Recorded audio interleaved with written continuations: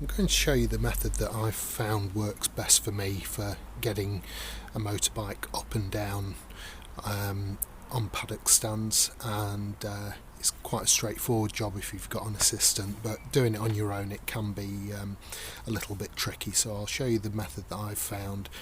The most obvious disclaimer is I can't take any responsibility for any injury or damage caused or whatever. This is just simply what works for me, and I'm showing you this just for information really, and it's entirely up to you what you choose to do, because obviously I don't know your circumstances in terms of the ground that you're going to be using it on. I would say that this block paving is about as rough as you want it to be.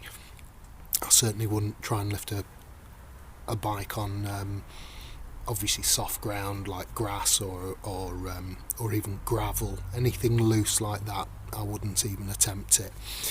This is a pretty cheap paddock stand as well, so pretty cheap affair with, I don't know, what would you call that? I suppose it's like an axle, if you like, holding the wheels on. The wheels are pretty solid as well, not very large in diameter, whereas on higher quality paddock stands you get bigger nylon wheels, similar to what you get on like roller blades, with a proper bearing in there, and they move a lot easier than these will. So I wouldn't do it on anything rougher than the ground I'm going to be showing you on now.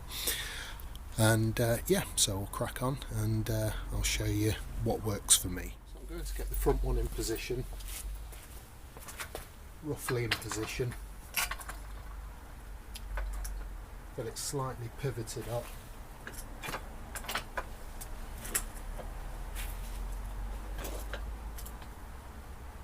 Roughly lined up. You see the bike's leaning over at the moment, so there's going to be contact made on one side and no contact on the other, so you just get it roughly in position just like that. And then when I manoeuvre it up, what I'm going to be doing is holding the front brake.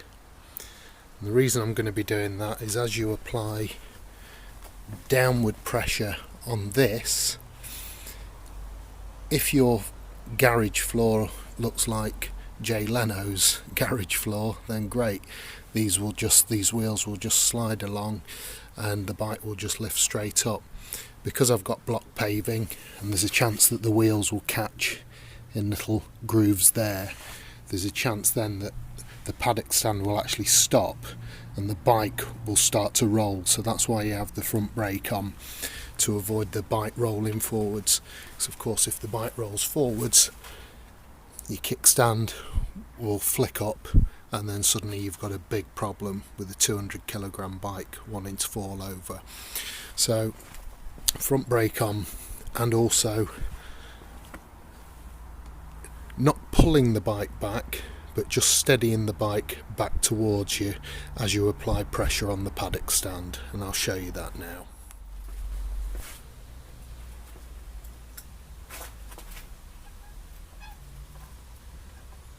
So carefully pushing down with the front brake on,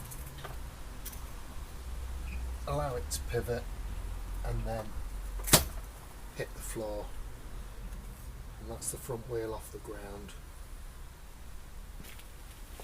Now the bike's reasonably stable, what I'm going to do is move the rear paddock stand into position, and what I'm going to be doing is placing the plates, these plates, just behind the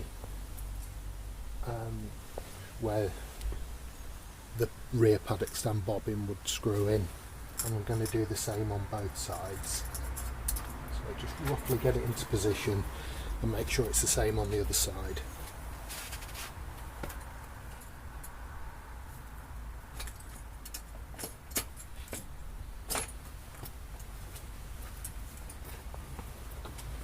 Okay, so there's no actual pressure on it just yet, just leaning it back just like that. All I'm going to do is just apply a controlled downward pressure on the lever, whilst at the same time steadying the bike using the passenger grab rail with my other hand, and the wheels will slide forwards and underneath keep an eye on the front end just in case anything untoward is happening there, and it should be nice and controlled. Doing this, you may notice the front wheels of the front paddock stand rolling backwards slightly. That's absolutely fine, but do keep an eye on where they're attached to the wheel there, and just make sure that's not going to start pivoting and rolling backwards. You should be fine. A little backward movement from the front paddock stand is fine.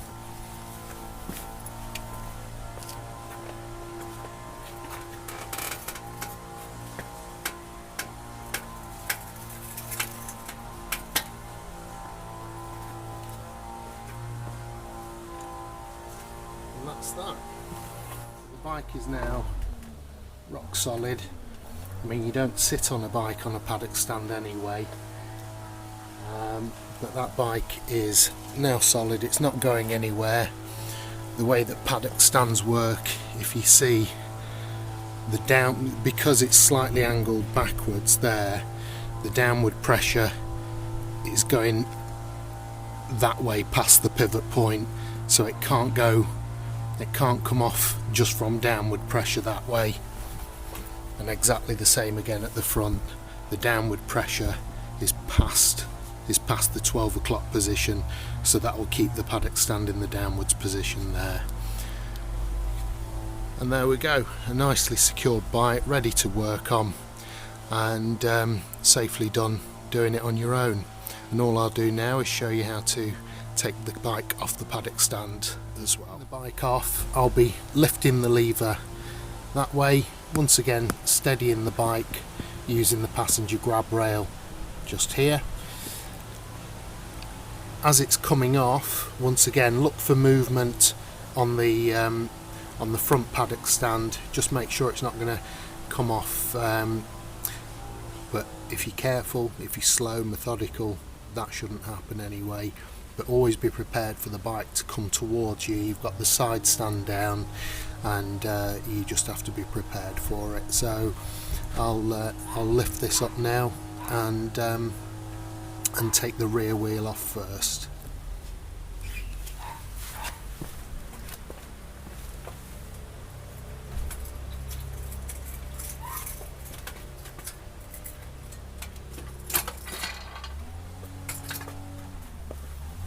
Same at the front, lifting this up but not allowing it to just spring up, allowing it to gently come up in a controlled fashion.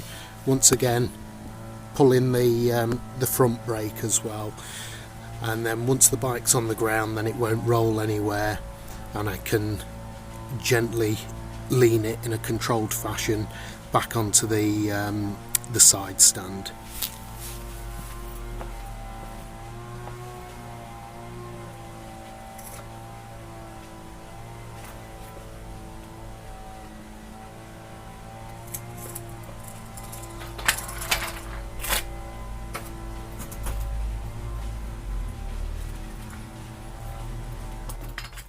So I hope you find that little video useful, and thanks very much for watching.